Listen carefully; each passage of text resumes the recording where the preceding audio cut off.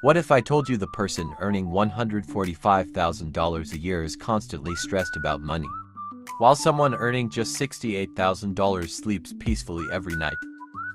Ryan has the fancy car, the latest gadgets, and somehow his bank account is always empty. Daniel teaches at a local school, drives a reliable old car, invests every month, and never worries when an unexpected bill shows up. The difference isn't income, it's the rules they follow. Here's the biggest money trap most people never notice: the inventory lie. We think buying something is a one-time expense. It's not. Everything you own costs you twice. First, you pay the price tag, then comes the ownership tax.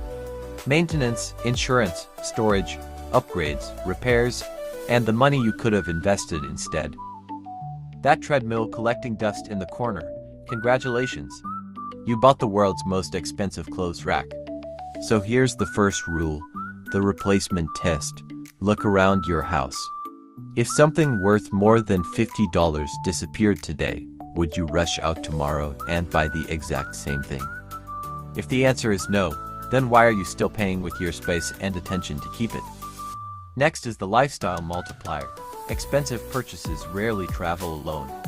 Buy a luxury car, and suddenly you need higher insurance, premium servicing, pricier tires, and maybe even a nicer parking spot.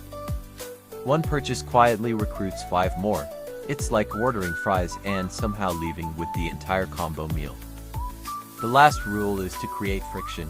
Companies spend billions making it ridiculously easy to buy things. Your job is to make it slightly harder. Delete shopping apps.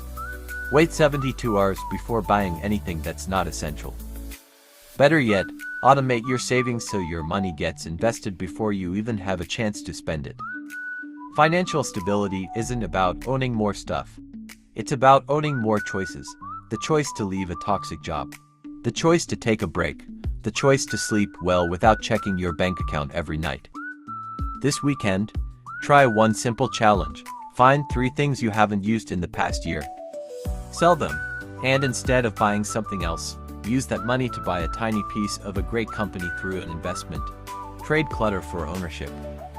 Because real wealth isn't measured by how full your house is. It's measured by how much freedom your money gives you. If you enjoy practical money lessons that actually make life easier, hit subscribe, and I'll see you in the next video.